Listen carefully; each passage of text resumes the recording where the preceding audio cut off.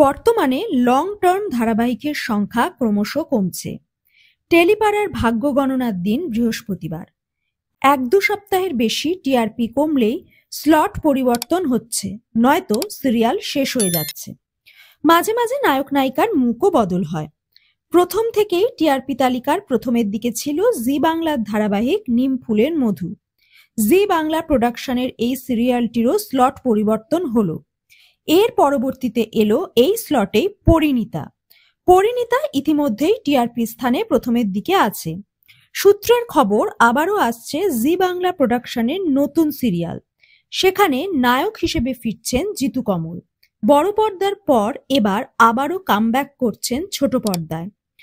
অসমবয়সী প্রেমের গল্প নিয়ে ফিরছেন তিনি।